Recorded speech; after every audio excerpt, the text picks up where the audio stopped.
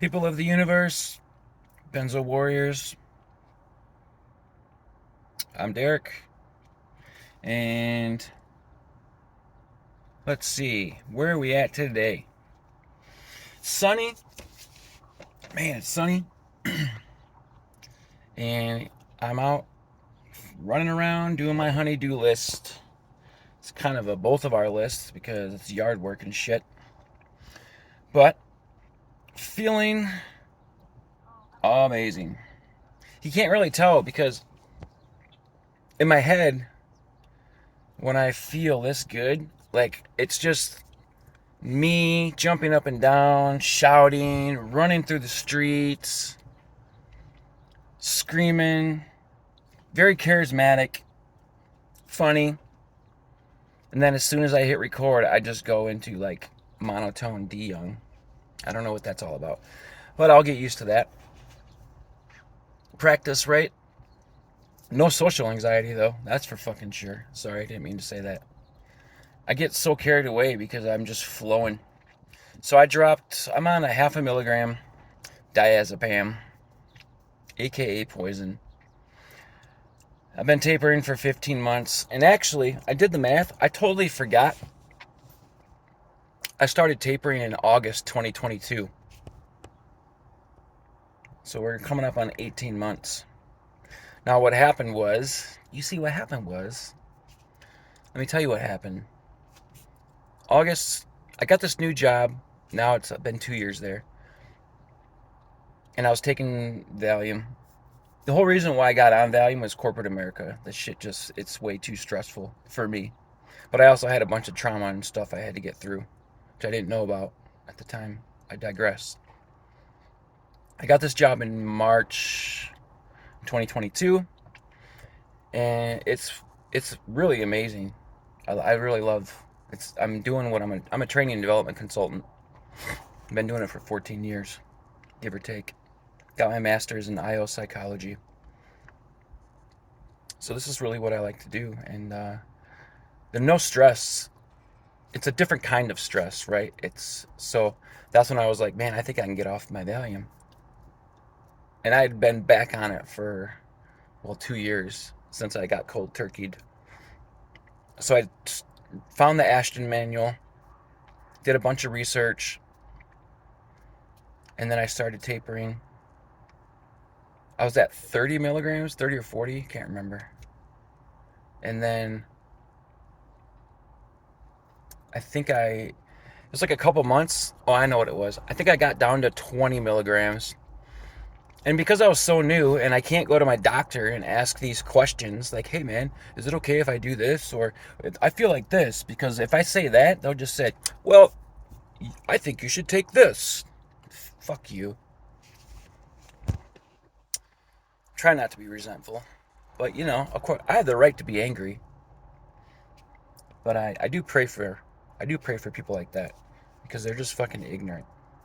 So anyway, I was working out and I started to go into like a panic attack, and it just scared me. So I thought when you taper, you were going to have no withdrawals and life was going to be great. Everything was going to be fine. You just do this slow taper and yeah, next thing you know, you're free. And then it's no. Unfortunately, for me anyway, because this is the thing, everybody's different, right? There's people I know that have gotten all this stuff without any side effects or protracted withdrawals. And they were rapid tapered. And I commend them. And I used to take this shit in my 20s recreationally. I'm not proud of that, but I never took it long though. So it's like I never had the shit that I have now. So just remember, as I'm talking, don't freak out and think that, oh my God, it's going to be so bad, because my story is very unique. I also was on it for 10 years, and I got cold turkeyed in 2020 by a doctor. And that's been the start of this whole journey. I've been dealing with this madness for 4 years, trying to figure out how am I going to get my life back. So I ended up going back on it after 8 months. And there's a thing called kindling. And what that is once you get off this poison, there's certain things that could trigger a setback and it'll throw you right back into withdrawals. So even though I'm about to be done, I got to be very careful never to take this stuff again because it could potentially set me back God knows how long. So, and the other part to kindling is the withdrawals are way more intense. So I got like double the withdrawals for this stuff, post-acute withdrawals. So yeah, when I always do this, I digress. Hope you can follow along. If not, just ask me. And when I freaked out at 20 milligrams, I thought, I'm doing it wrong. I went too fast. Oh my God, I fucked up. And the only thing I knew based on the research then was to start back at your original dose and then start back over. So that's what I did. Whether or not, I mean, looking back, I should have just wrote it out. I would have been just fine. Because you know how many times I felt like that in 15 months? God. I would say, well, every time I dropped, at least 2 or 3 times. In the beginning, it was almost every day for a week. Now it's rare. So I went back on it, started researching more, got more information. Again, doctors didn't help me. You know what? I left this out. I don't even know if I told this, but I had to convince my doctor to do a patient-led taper. He didn't even want to put me on a patient-led taper. So remember, when you go to your doctor and you tell them, hey, I want to get off this stuff, first of all, don't listen to what they tell you. Do not listen to anything they tell you. Listen to us, the people who have been through this. And there's actually professionals that do know what they're doing. There's a few doctors that actually know how to do this. Mine did not.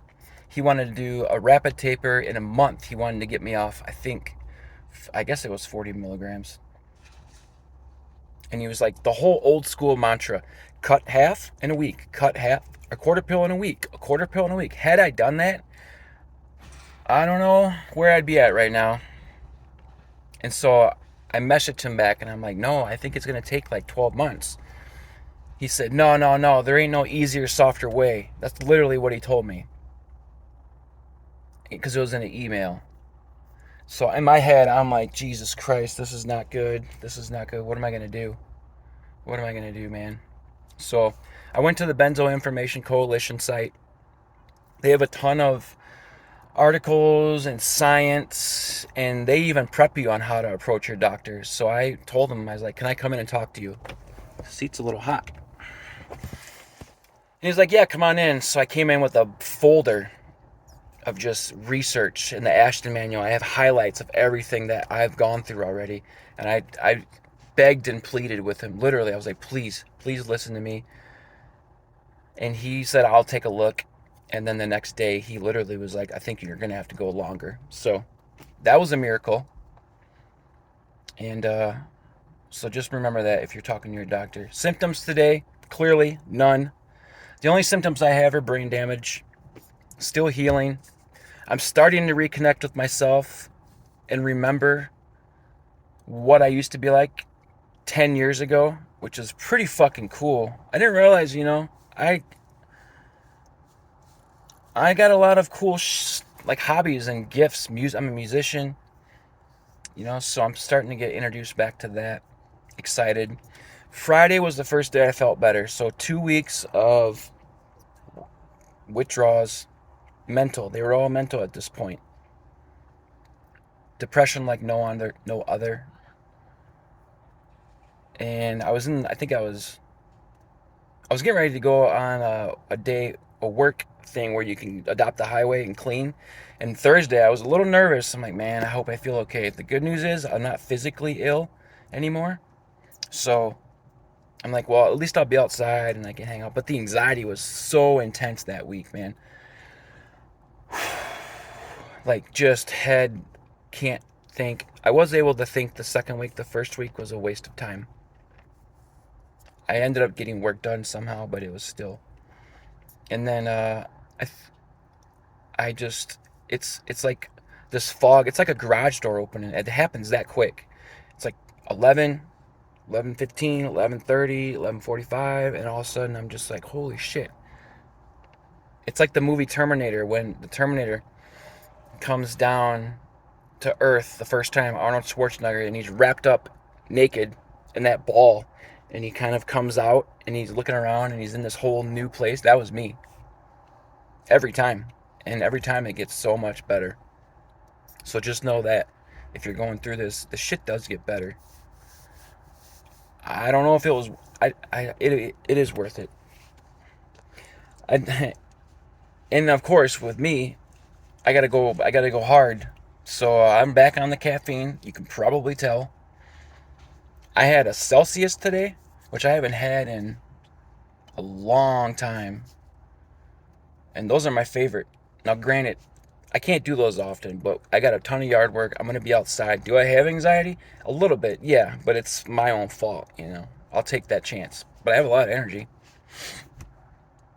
So, the next drop is done. Done.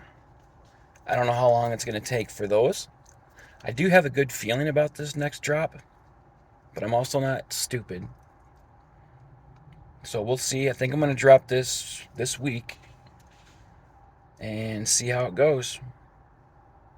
But I got a amazing support group that I can't even ask for.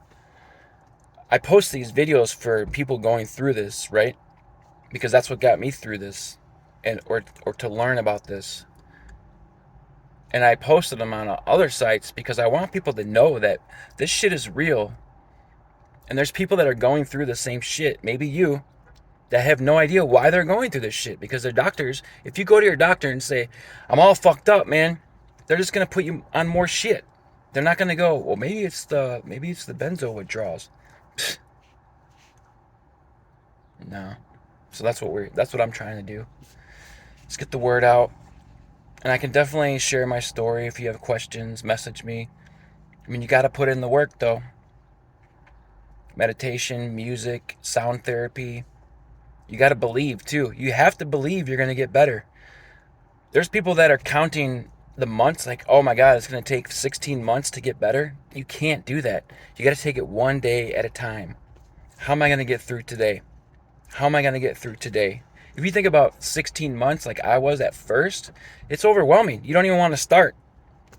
Or you just force yourself to not be better in those early months. You're like, I'm not going to be better, Another thing is your brain does heal while you're tapering. I wasn't sure. There's no answers, definitive research. There's, what's that word called? Arbitrary or something? I should know. I'm a scientist. Anecdotal. God, brain damage, okay?